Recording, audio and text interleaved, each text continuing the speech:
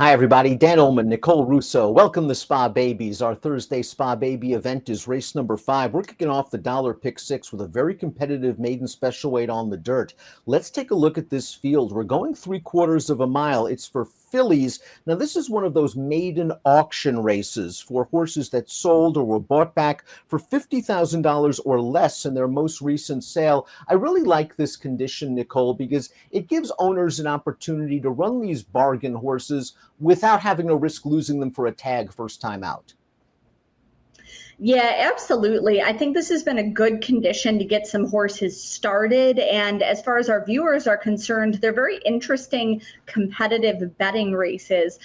This condition is a couple of years old, and we've been starting to search for angles in them. We've talked a little bit about looking at horses that were at kind of the top edge of that price range. We've talked a bit about horses who were private sales, meaning they could have sold for more and are kind of sneaking in here. I also, and I'll talk about it with a couple of horses in this field. I don't mind horses who sold well as yearlings, but then sold down as 2-year-olds to qualify for the condition. So much at the 2-year-old sales depends on the breeze show performance, and there are so many variables there that you could see a very nice horse selling down at those sales. I think you described all of those angles perfectly, and I think they are very strong ones to consider in these sort of races. Let's begin with the number 1, Flowers for Me. This is a daughter of West Coast going out for trainer Jimmy Ryerson. She already has 1 start. She didn't break well that day. She passed a couple of tired horses. She'll now have to deal with a tough inside post position. She sold for $18,000 as a short yearling. There is some speed deep in this family, a nice combination of stamina over speed. Dylan Davis, though, is really going to have to get her out of the gate from the rail. Absolutely. I always think young horses are eligible to improve off their debut. As you know, I'm always willing to give them a mulligan, but she's really going to have to get away from the gate much better with this inside draw. I like West Coast a lot as a stallion. He hasn't been very commercial yet. His horses haven't really lit up yet. I think they're going to need much more experience. But that being said, every time I looked at one at the sales or in the paddock, his first couple of years at stud here, they really just look like athletes to me.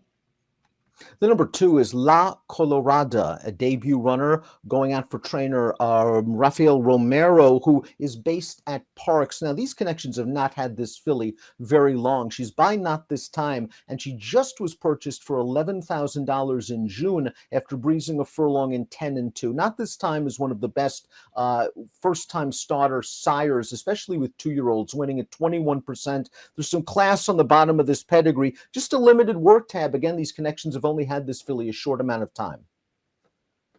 Yeah, and the limited work tab is really my concern here, especially as she's facing some horses with experience. But here's a good example of what I said about a horse selling down a little bit as a 2-year-old. This is a very dirt type pedigree.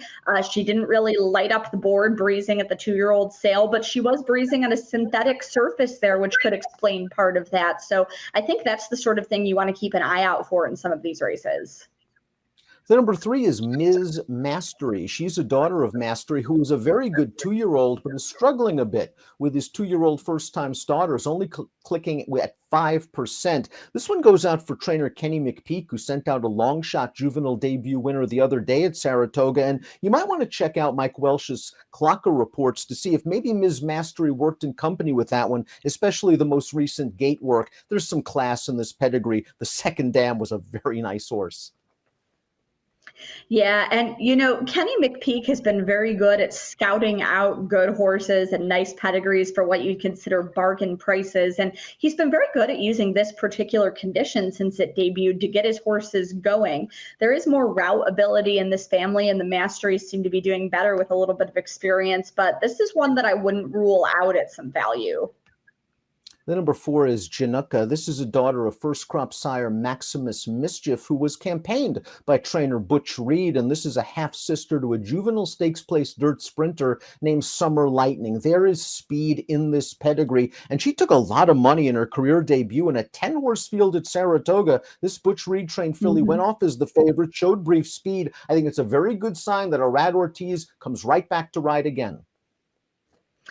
Yeah, and Maximus Mischief beginning to pull away on the freshman sire list. He is leading his class by both earnings and by individual winners with 12 to date, which is a very good number, and certainly not a surprise that he's emerging as a very good 2-year-old sire, being by into Mischief himself. And Maximus Mischief was a graded winning 2-year-old himself.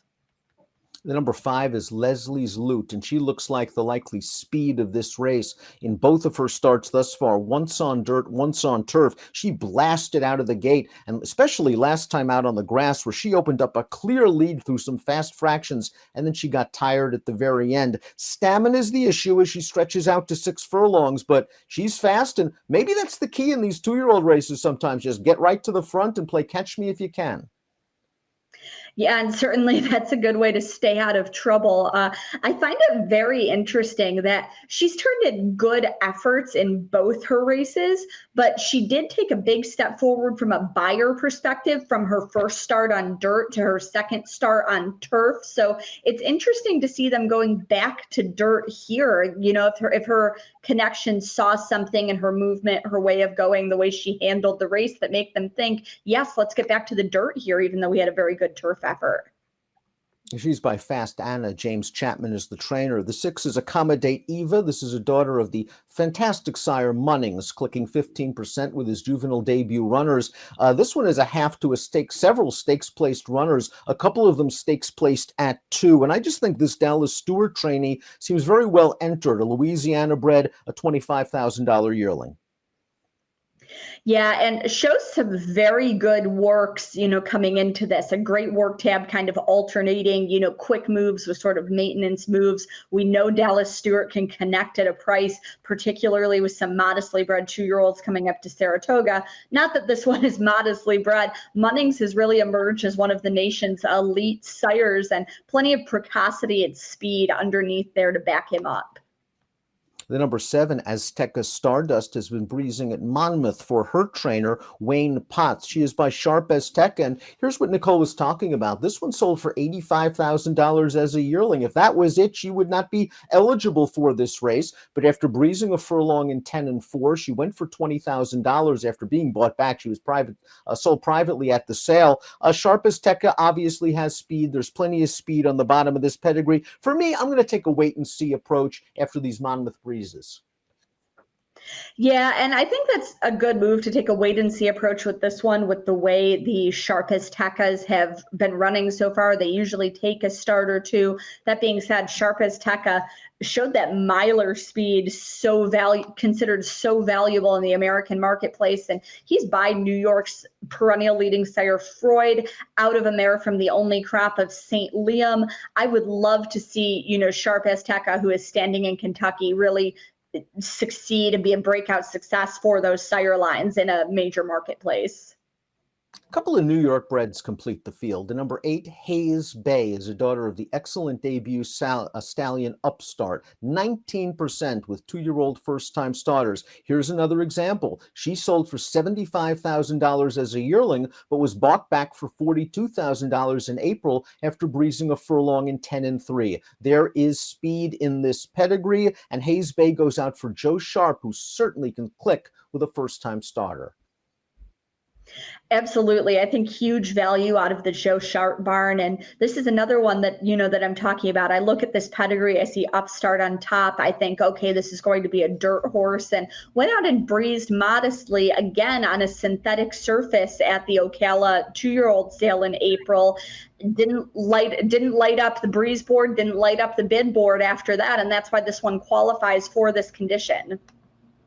Boxed Wine completes this field. She is a daughter of first crop sire Vino Russo, a $25,000 yearling. The dam was a multiple stakes winner on the dirt, and she won her debut as a 2-year-old. Flavian Pratt takes them out. I think it's very interesting that this filly has been breezing steadily without any sort of interruption since mid-March all the way back at Payson, so she certainly has the foundation.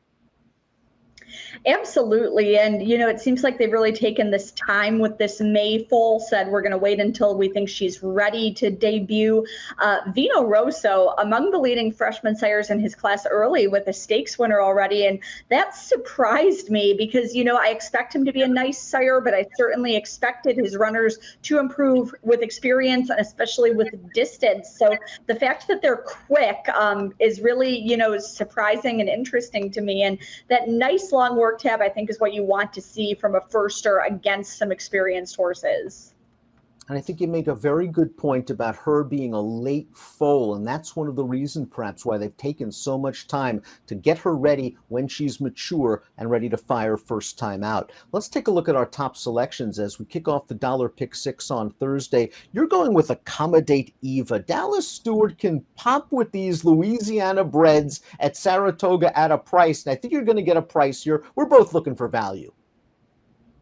I think this race is a really good place to find some value. And the two horses I used on top, Accommodate Eva from the Dallas Stewart barn and Hayes Bay from Joe Sharp's barn, both guys who know how to scout out bargain type horses. You never really see them, signing those $1 million sale tickets. They know how to scout out good horses at what we'd consider bargain prices, and they know how to place those horses.